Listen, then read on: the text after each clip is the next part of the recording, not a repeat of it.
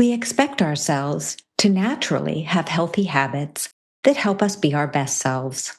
We think we should automatically know how to care for ourselves in ways that will make us look and feel as close to perfect as possible.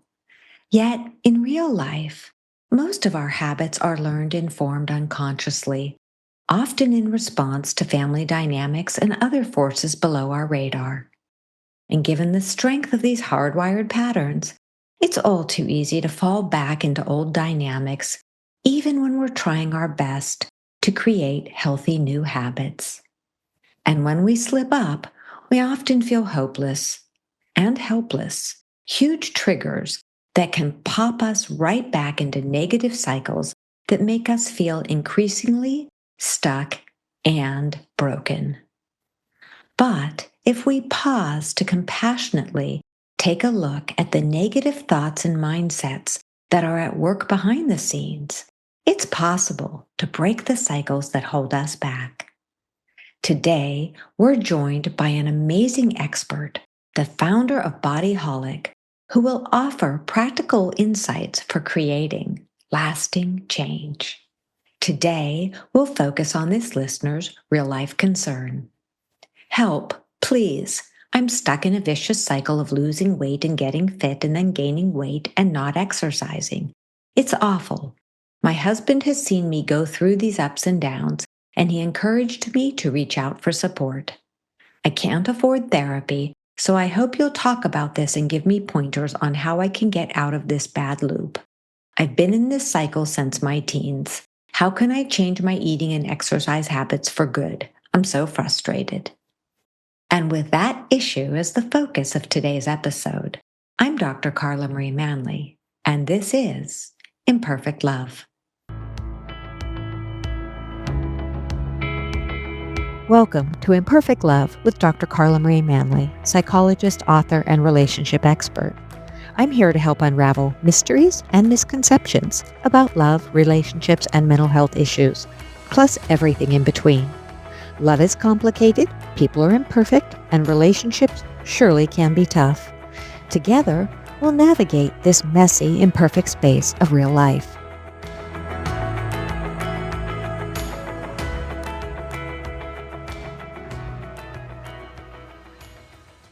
Please note, as this episode may contain sensitive information, listener discretion is advised.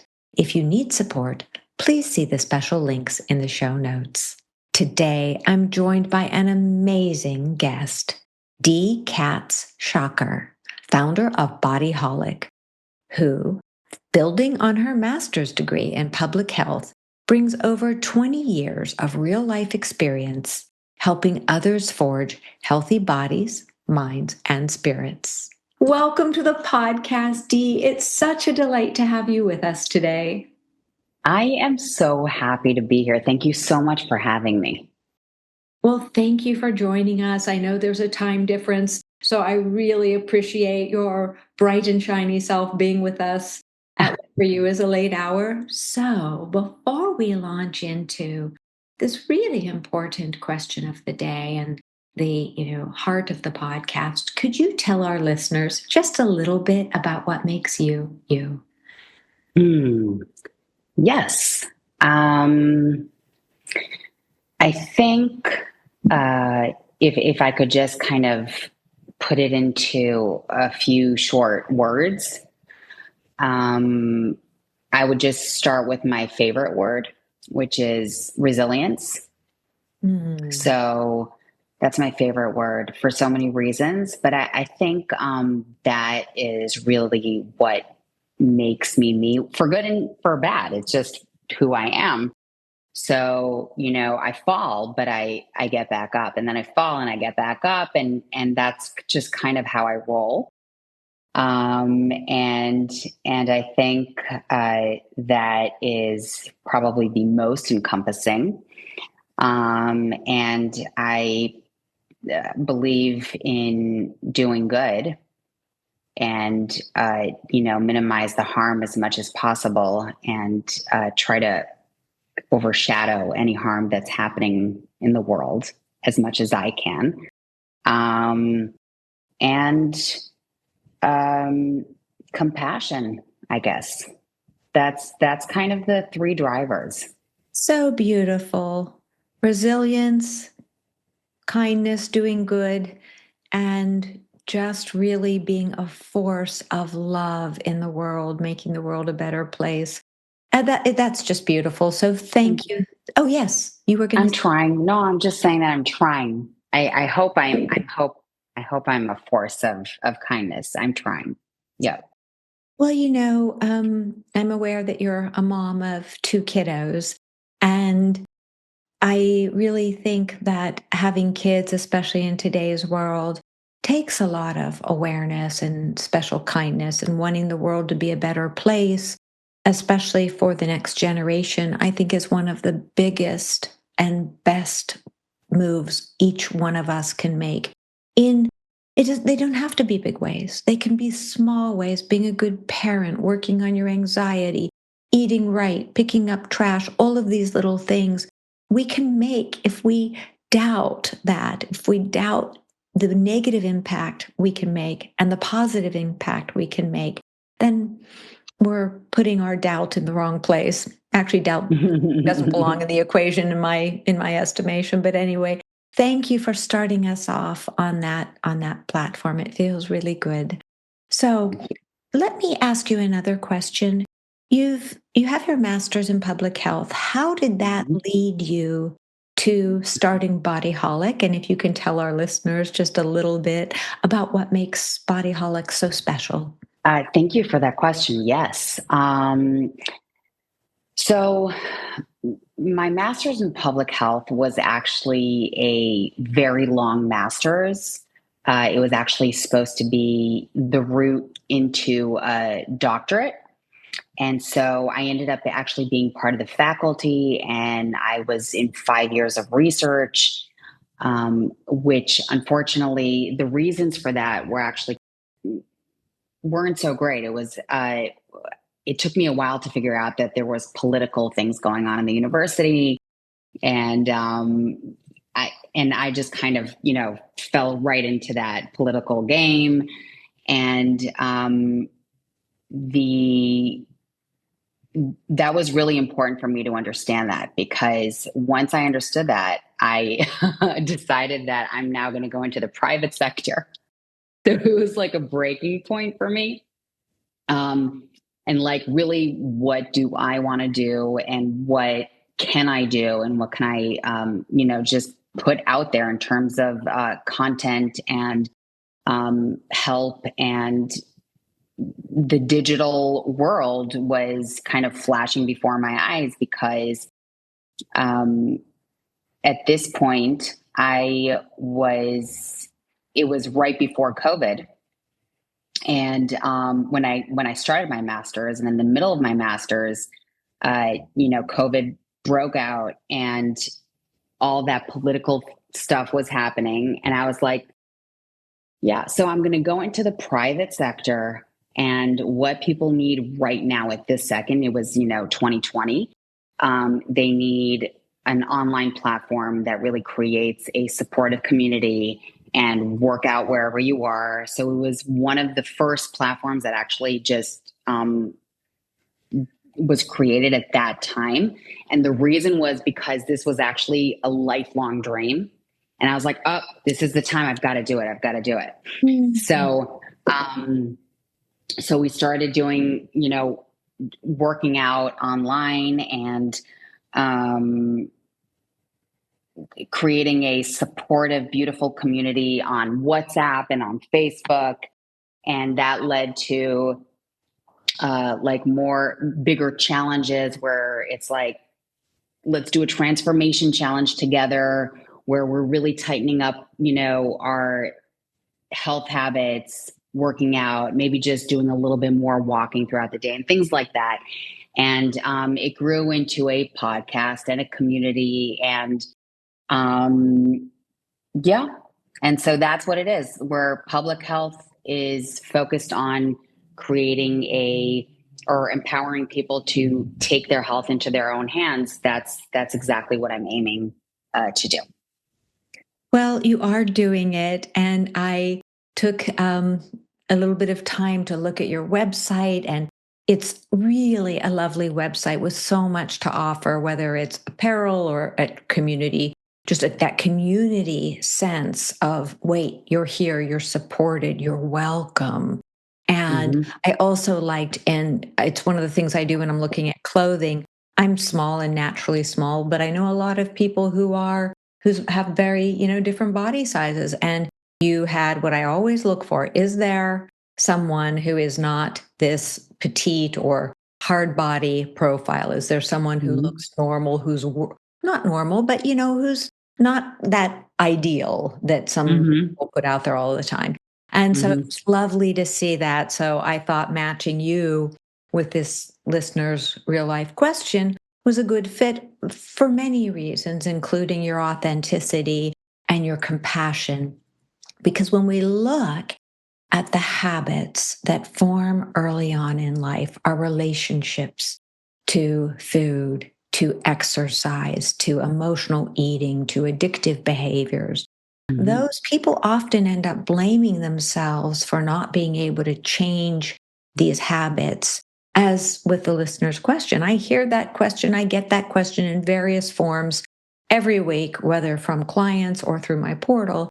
And so it's Wow. such an important one because I believe that our brains get wired and they get wired into certain habits. Plus, all have unique physiology. What works for Mm-hmm. person A may not work for person B. And so this journey of creating the healthy habits that we want, I think one of the biggest things that can break us early on is when we have this ideal. I think it's two things. A, this ideal that we must look like this person on Instagram or Facebook, even though our body is not meant to look that way. Mm-hmm. It's just won't ever look that way. And that's good and that's okay. And two, the push for many people just to resort to a weight loss drug or a diet, a weight reduction diet rather than a lifelong healthy diet Mm-hmm. that may not be getting to the underlying brain patterns, mental patterns, psychological patterns that often create the break in the healthy pattern they're trying to hardwire.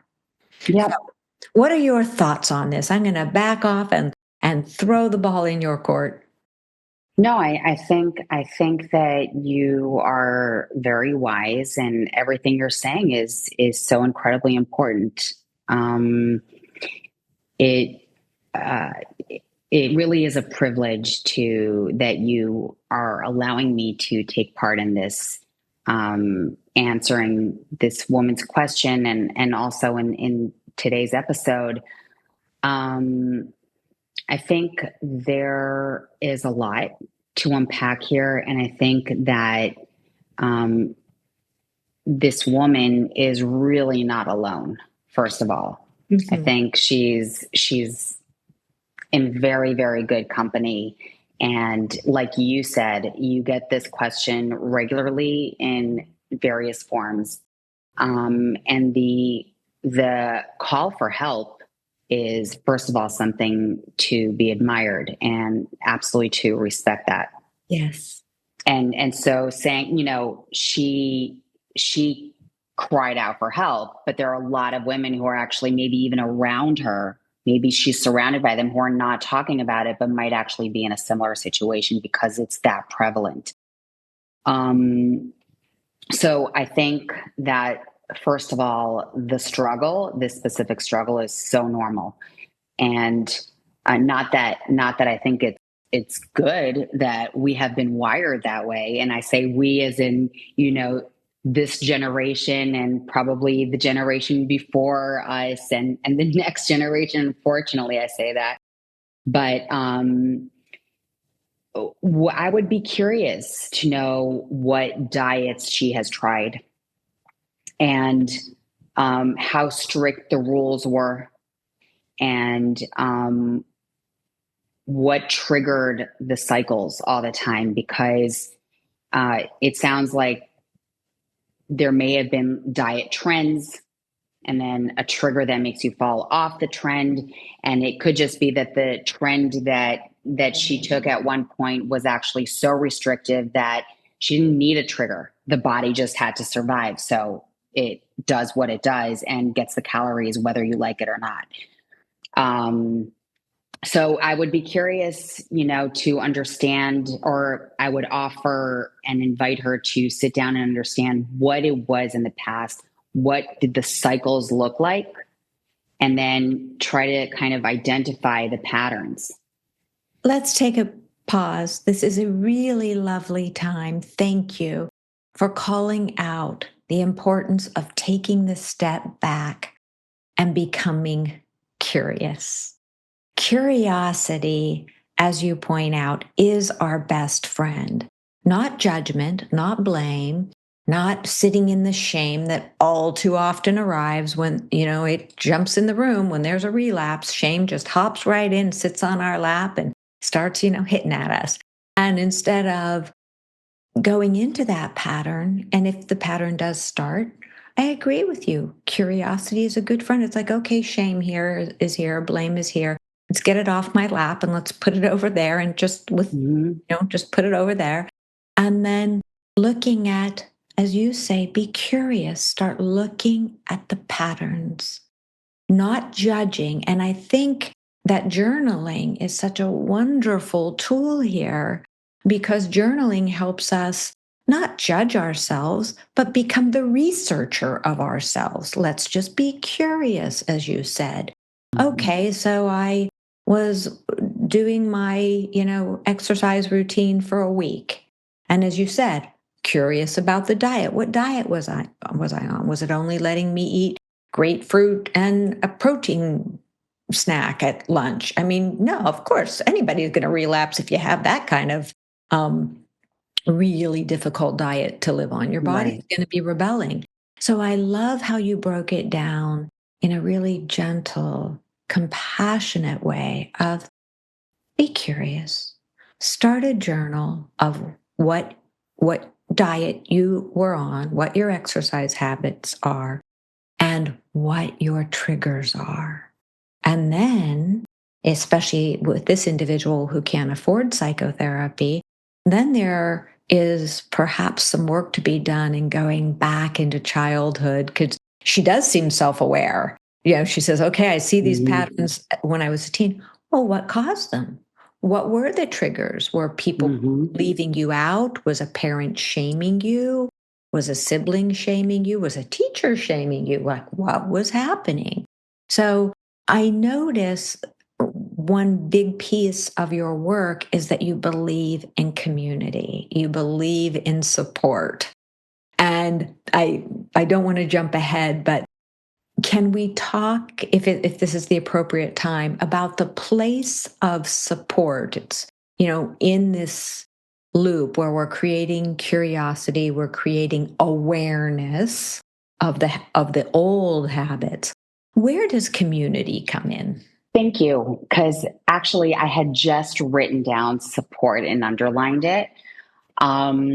Like just when you said that. And the reason is, first of all, the curiosity and the journaling and really a whole mindful approach. And when I say mindful, what I mean is just what you said, being curious and not judgmental. And like, I love when you said you become the researcher of yourself. Now, I don't know if this woman's partner or husband, she was referring to him, if he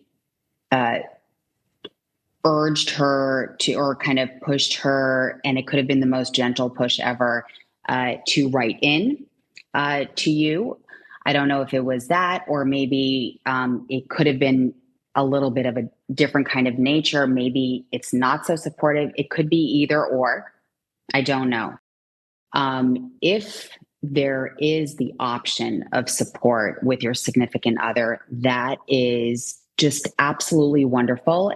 But I don't want to assume anything. So I'm going to say, if there is, then you sit down with that person and you actually see if you can share. What can you share about your research of yourself and what you're finding and what is something that is triggering for you, because maybe that can be eliminated or at least reduced with the support and by the support of your significant other.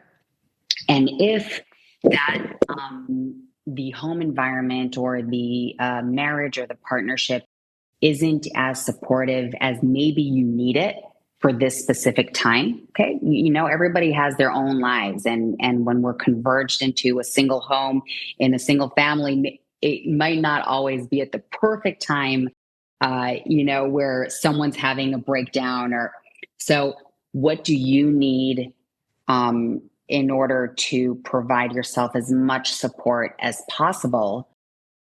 And this is where I actually want to ask you, I don't know what is offered in the United States so much. I know that where I am, there is actually a lot of resources because there's a little bit of a socialistic kind of background. So there's a lot out there, and you just have to find the right group of people or the right doctor, and it will be offered to you. I don't know what you have in the States in terms of this. It's a really good point. And so I'll answer that. Then I'm going to jump back to something you've said that I absolutely Please. appreciate. In the US, and listeners, no matter where you are in the world, realize that support is somewhere.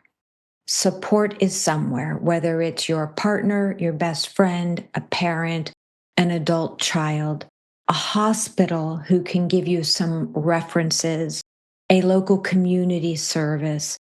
And if you're too exhausted and frustrated to do the research on your own, ask a friend, ask someone to help you. If you have a library that's nearby to where you can get some books to read, but generally in-person support, a woman's support group, even if it's not a habit change support group. But and sometimes in communities there are low cost or no cost. I used to run a quite considerably sized women's support group, and the fee was nominal. Why? Because it was a public service. So there are people out there around the world. In the US, so much depends on community.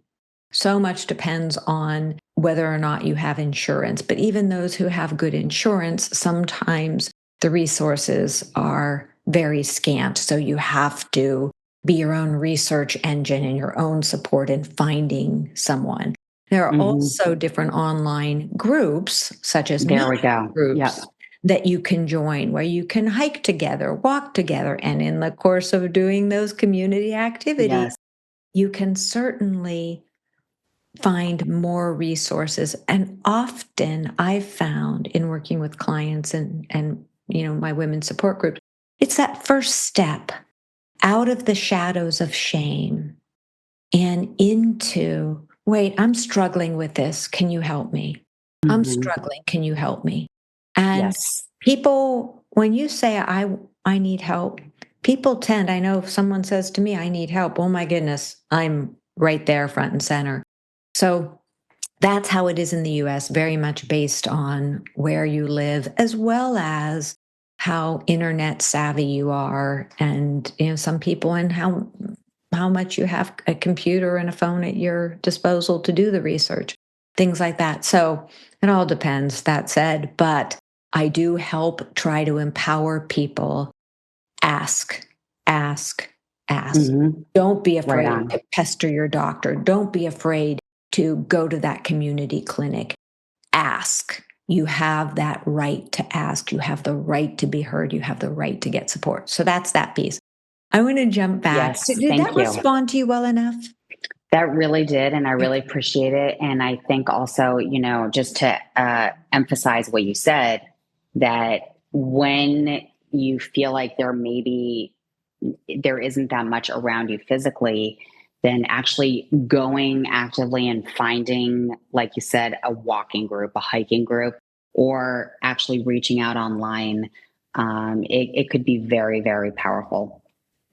Absolutely. And you've seen that firsthand with Body Holic, where having a community that says, hey, you can work out anywhere. You can do. Yeah. I've noticed that I was watching one of your videos just so I wanted to be at least, somewhat familiar with you, right? And there was one where you were just working out doing plank or something with some very interesting looking weights. They were very, I don't know what, they almost look like they were made of wood, but Oh, something. no. Those are not weights. Those are so I have a little bit of a wrist issue, so I use handle. Okay, so those were handles. And you were Yeah. doing it on a mat in what appeared to be your living room, looking out the slider door. And we forget that we have, if you can't afford weights, maybe you have some water bottles that you can fill with Totally. water and all these things. So, reason I was jumping back was you were talking about the importance of talking to a partner. If the partner is, a good source of support, and we can put any safe person in that slot. Doesn't have to be a partner. Maybe listeners, you're not partnered. Maybe you have, a best friend or an adult child or a, confidant or mentor. All of those sources of support as you're growing your self-awareness. If you don't have a psychotherapist to reflect with and to tease apart some of these things, I agree with you so much, Dee, the importance of having that that sounding board, because Hmm. all too often, I was thinking as you were talking just yesterday, I was chatting with two of my dearest friends, and I was unraveling an issue with them. And even if they didn't have the answer to my issue, as I talked to them, light bulbs were going on in my Of head. I course. was like, oh, I put this together. And I was smiling because by the time our time together ended, we often listen to each other's things. I was like, oh, I have a better handle on this now. And it's that part where just hearing ourselves talk to Hmm. someone else, someone who's loving and supportive, they don't have to have the answers. It's not important to have the answers. Sometimes it's just important to be able to detangle the patterns that are all clogged up in our minds. So thank you for Absolutely. highlighting that. And I think this is an often important part of habit change that is missed. This because listeners might be saying, okay, now get to the habit change, get to the habit change. This is the Mhm. habit change. These Exactly. are the foundation Yes. of habit change, the self awareness, the Absolutely. passion, the understanding. Okay, back to you, Dee. No, you're absolutely right. This is habit change. It's exactly the jumping into the. I'm doing this with air quotes, but like the jumping into the habit change that um, makes it very often very temporary, because it actually habit change is so deep, and it's rewiring your brain, and it's such a deep process and such a long process that it's really okay. It's not supposed to be, Sunday I woke up like this and then on Thursday I'm a different person. It's really not that. It's one day after another, exactly what you're saying, talking to the people who are compassionate and can hold what you're saying, whether they have the answer or not. They probably don't. Like, that's probably not the point of the conversation. The point of the conversation is really talking it out and processing it with that person. And, slowly but surely, I think another component here is also making sure that what you are consuming in terms of content, and which includes also the people around you, and also what you're looking at as you're scrolling through social media, the content, the more positive and empowering it is, the more you are going to be nourished. Again, I'm saying that kind of with quotations, but nourished in terms of your mind and your psyche. You're going to be so much better off, instead of looking at what you mentioned before, Carla, the stick figures, or really anything that. Not even going there. Right now I have so much trouble just reading the news sometimes.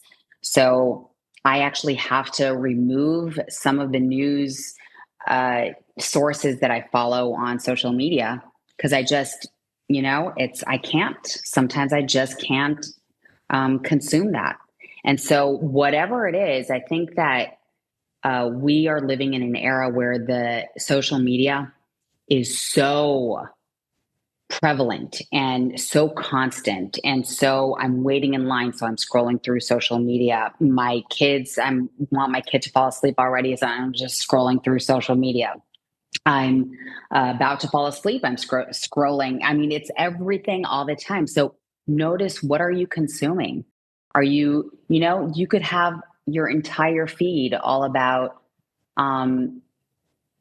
empowering quotes. And you might, Absolutely. yeah, and you might not be, forever, but maybe until you feel a little bit better, until you feel like, some of the wounds are just scarring and you're starting to feel a little stronger, then you can, add other things back in. But, for the beginning of habit formation and habit change, we are so, so, so delicate and so fragile. And so we have to treat ourselves like that. Absolutely. And taking a pause to go a little deeper with this, it's something that, especially if it's diet or food, we don't tend to, or even exercise, to realize that it's similar with any addiction. If you're an Mm-hmm. alcoholic, you don't walk into a bar, in the first days of recovery. You take great care to surround yourself with Right. people and situations where you're not tempted to break that newly formed baby habit that's just getting Mm-hmm. its tiny little legs.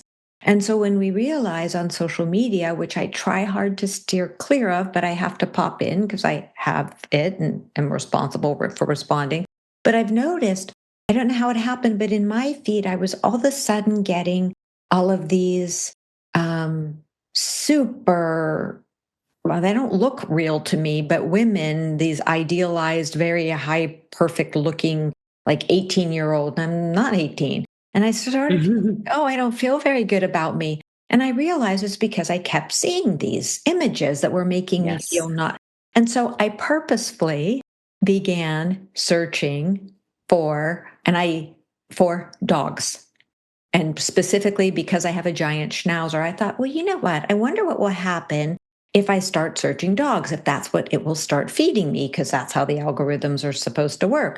So even though I'm not on that much, when I was driving with my husband and I looked, I thought, oh, honey, I'm going to look for, and we were laughing because of the cute things that came up. So for Right. listeners, notice if what you are looking at is making you laugh, see more of it, engage in more of it. If it's making you feel sad or not so great about yourself, why would you do that to yourself? Why would you purposefully give yourself like doses of, a caustic substance if it doesn't feel Mm-hmm. good? And so I love Mm-hmm. how you say, watch your consumption, because you weren't talking about food. You were talking about the consumption of material that ends up in your body, because we feel it. The body feels it. We Mm-hmm. feel Yeah. sad. We feel icky. It ends up in your mind. It ends up in your spirit. And then you're going to feel low. And then what are you going to do? You're going to reach out for the thing that we all know as our first comfort, food. Mm. Whether we were bottle fed or, nursed at a mom's breast, our first comfort is generally food. And so that's what we naturally reach toward, something to eat or something to drink. And this is the part of habit formation that is so, I like looking at it as a researcher because it gets a bit purer when we take that step back. And I know for me, I wanted to share this because it's so interesting, that nighttime, I used to pair nighttime with this particular little snack cracker. I won't give it the name because I don't want to give it a bad reputation, but I grew up with my dad eating those at night. One of the only times would get attention, if at all. And it was eating these snack crackers at night if he'd share a couple with us. And so I couldn't understand why I had this, you know, of course, I mean, it's now that I'm much aware of how these patterns work, I couldn't realize why later on in life I developed this new like for these snack crackers. And then I thought about it and did my journal. I like, oh, okay, there it is. You Oh pattern my that gosh. particular little snack cracker with your dad with a little bit of attention, and it felt good and it felt yummy. Well, of course you would try and get that same sensation from eating a snack cracker. But that sensation is not in the cracker. It is somewhere in me and in relationships. So if we remember that, listeners, that we all have these little patterns that were hardwired into us a long, long time ago, and sometimes, more and more throughout the way, and realize they're just patterns. And once we become aware of them, then we have the choice to find that yummy feeling of that snack cracker or that milkshake or your ice cream or whatever it is, or on the other end, not exercising. Maybe you felt as a kid better when you curled up in your room with a book than you did if you were outside being bullied as you were exercising. Well, who wouldn't not want to exercise if exercise was paired in your psyche with being bullied or left out? So Hmm. I just love going back to that part because it's so much of what you're about, this compassionate look at how did you become you? So back to you, Dee. No, I'm in love with the cracker story, and I love that understanding. And um also, one of the things about BodyHolic really is, um when I understood that there are a lot of people who just won't go to the gym Mm-hmm. because they're so just uncomfortable in the gym. So that's okay. You don't have to go to the gym in order to move. Like, the thought of someone going for 30 minutes on a treadmill and lifting weights, and during those 30 minutes feeling absolutely horrified and mortified and just uncomfortable. On the one hand, you kind of want to say, but nobody's looking, which is, I believe, to be pretty true. But Mm-hmm. it doesn't change the fact that that person is feeling horrible. So I'm not going to try to convince that person. First, let's just get you moving because it's that important. It's that important that you just start moving and lifting, like you said, water bottles, books, a bag with books. I mean, it's whatever it is that you're lifting is great, whether you're doing push ups against the wall in your kitchen or your kitchen counter. Um, and then once you feel a little bit more comfortable, then maybe go out and you even work out outside or in your garden. Um, it's interesting because just like there is the cycle of, falling off the wagon and uh, what your listener was describing, that vicious cycle of Yeah. falling on and back, falling off and then back on. There's a similar positive loop that happens with exercise because you kind of don't want to do it, you're uncomfortable maybe, and then you kind of force yourself to do it, but by the end you're feeling so much better. And I'm not saying everybody's going to feel better after 30 minutes of exercising, but a lot of people, and most people probably will, even just a little bit, so that next time you'll already have this, like, I remember how good I felt. And, then you also might be going outside of your four walls and maybe taking a speed walk outside or going to the gym all of a sudden. And there's this positive loop of just releasing all those endorphins and dopamine and the happy hormones. I really appreciate that you brought that up because you're highlighting one of the key parts of habit change. Often we set our sights so high. I'm going to run 3 miles, even if we haven't taken a run since middle school. I'm going to lose 50 pounds in a month or 2 months, whatever it is. And after research shows, many people with a New Year's resolution, they don't even make it through the first week. Why? I believe it's two things. expectations that are too high and amorphous, not Mm-hmm. clear enough. And also using unconsciously that inevitable lapse. We all have lapses. We're human. We're not perfect. That's why I call it imperfect love. Using that lapse as the excuse to, I'm a failure. It's never going to work. I'm just going to go back on the couch, back to my old habits. And so you're talking about start small, make it doable, feel that boost of being in the sunlight, do this, just little baby steps. And it's funny, as you were speaking, I was thinking of another little story. I was gifted a little hip band by someone who knows that I sit a lot and get uncomfortable. And listeners, a hip band, if you haven't seen one, they're big elastic circles. Mine is probably, I don't know how wide, maybe 6 inches wide. And it's, enough to loop around my hips. And the person who gave it to me said, this will help you with, not get lower back issues. So in between clients or during my day, I'll hop up, I'll get my hip circle, I'll do my little squats. And it's only 3 minutes to a really funny song that I listen to again and again. Won't give the name of the song because it's funny. Anyway, I will say it because it's so funny. It's Tom Jones's song, Sex Bomb. Okay, perfect. And the reason it's such a perfect song is I saw it. I'd never heard the song. And my brain paired it with this video I saw of this beautiful horse and rider doing this beautiful equestrian event that just made me, so every time I do that with the little hip circle, I'm listening to the music, but I'm also in my mind's eye seeing the horse prance and the rider with the horse, and what beautiful. So notice, listeners, how you can do these pairings to make something as simple and inexpensive as a hip band be this break. And then I pair it with music and a visual image. And I've done my rather excruciating sometimes little squats, but all of these are little baby things that we can do, and there's no failure. So you go for a day and you don't do it. It's okay. You'll remember your hip band the next day.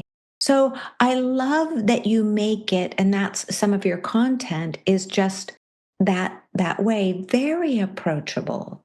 I was recently discussing the whole, that wonderful, powerful feeling. Sometimes, you go to you go into your workout. I work out in my tiny little space. So I go into my little tiny space by myself, and the camera is on now, but it used to be that it wasn't. And I do my workout, and sometimes I feel super, super, super powerful. I'm like, yeah, I did it. But then sometimes I really just show up. I really, really, really only show up. And on Body Holic, I actually, I think everybody can tell. Also, once they know me well enough, once you've been working at, you can already tell when I'm like really feeling like, yeah, let's do it. And then sometimes I'm just like, wow, I cannot believe that I am on the mat. And sometimes that means that the workout is going to be 5 minutes because it's too much for me right now. But I really know that physically I feel better after I work out. I know that my back is going to feel better after I work out. And just the stretch, just a little move, and I did it. And if it's 5 minutes, I can still tick it off on my habit forming list, and sometimes, and I've had this with my own clients, where sometimes they literally came to the workout, we chatted, there may have been tears involved, it was that hard of a day. And then we walked back to wherever they were supposed to go. We did some speed walking because it was that hard. And sometimes it is that hard, but showing up is actually the habit forming. Thank you, thank you, thank you.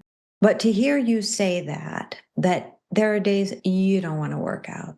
There are days you're saying, I don't even want to do this for 5 minutes. Listeners, it gives us pause and hope, right? That that it is Absolutely. there for all of us, because I hear you saying, Dee, that it is a relationship. Just like it takes time to build a relationship with a husband or a friend and have them become a best friend, our habits are our relationship with food, our relationship with exercise. And sometimes those habits were formed really well in childhood forward. And sometimes we just need to patiently build a new relationship and baby step it one day at a time. Absolutely. Absolutely. And,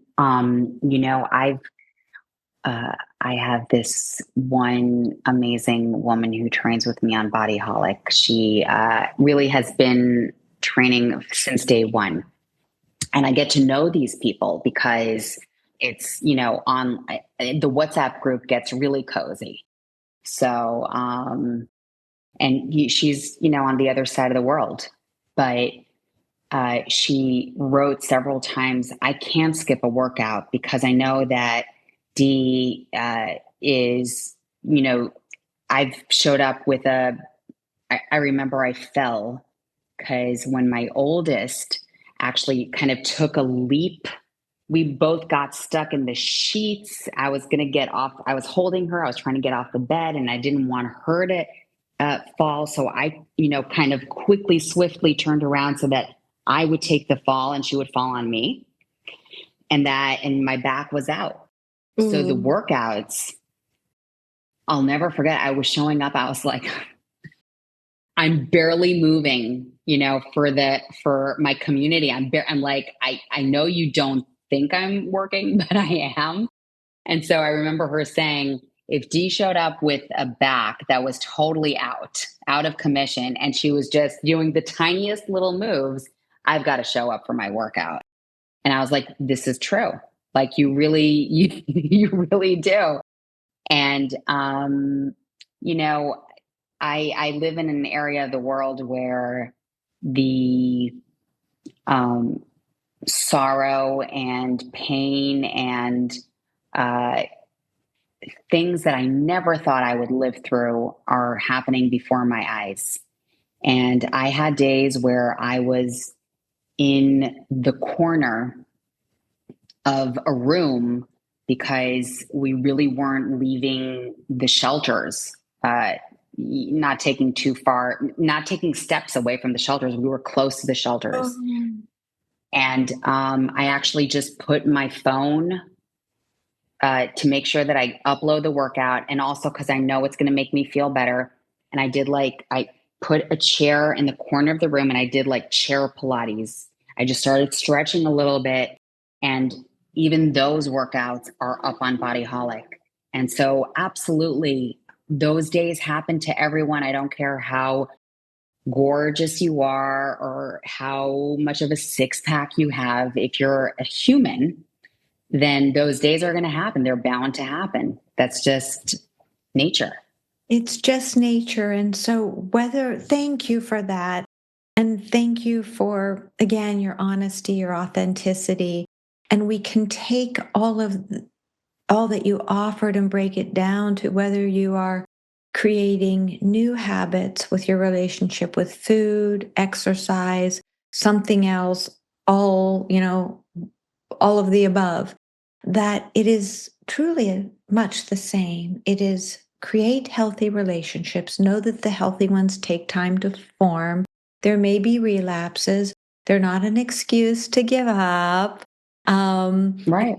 I want to highlight that you said that you had hurt your wrist. And so the one thing that I saw you were actually using. So if you get hurt, you can make modifications. You can do, as you said, you might just do isometric exercises in a chair or something, realizing it's a journey.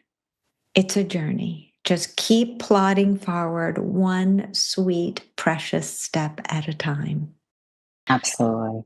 Dee, it's such a delight. I know it's bedtime in your area, so I'm going to let you go. Any final tips for our listeners before you let them know where they can find you? I think just really recognizing how wonderful it is to have the body that you have in whatever shape or form, that is just so amazing.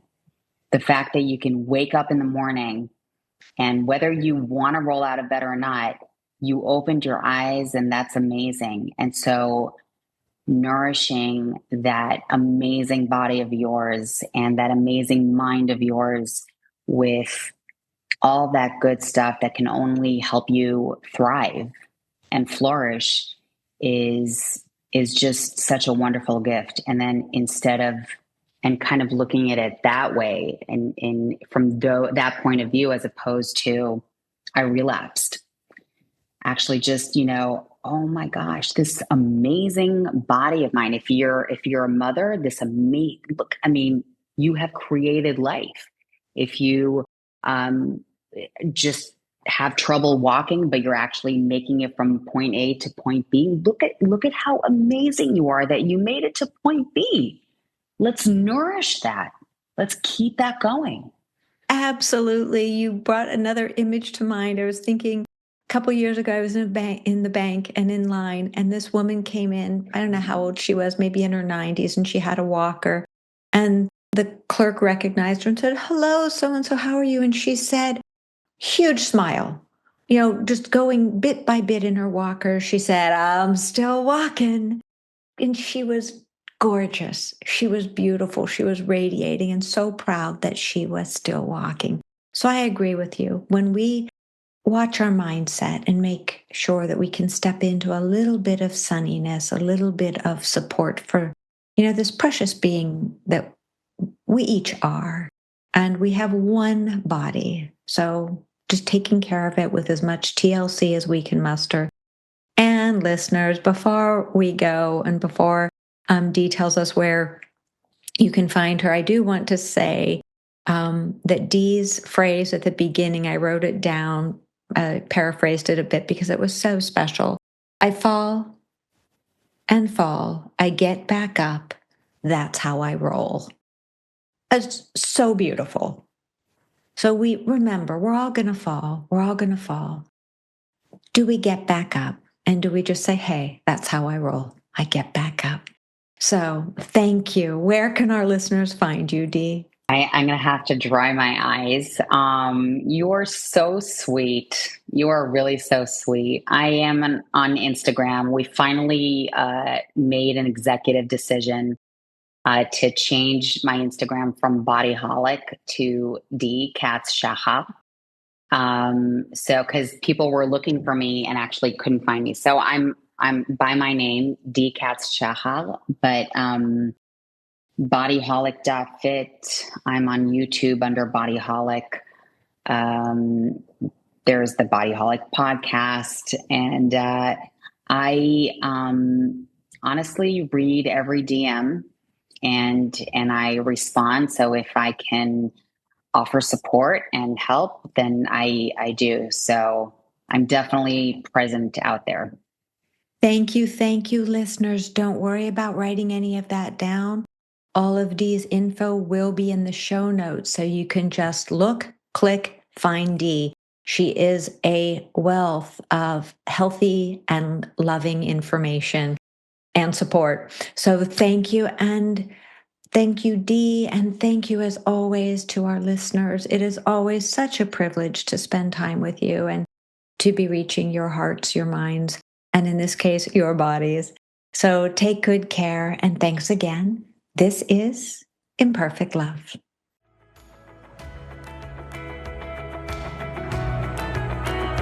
Thanks so much for sharing your time with me today. Remember, you have the power to transform your life and love fearlessly, if imperfectly, and it's my privilege to help you along the way. You can find more life-changing content, including my books and other podcast episodes, at drcarlamanley.com. Feel free to submit your own confidential questions through my website. I'll do my very best to include your issue on a future episode. If you found this podcast helpful, please subscribe and leave a review. Until we connect again, this is Dr. Carla Marie Manley wishing you oceans of blessings and love. Please note, This podcast is psychoeducational in nature and is not intended to replace formal mental health support. Please contact your healthcare provider or emergency hotline if you need psychiatric care. And, as always, please take good care of your amazing, wonderful self.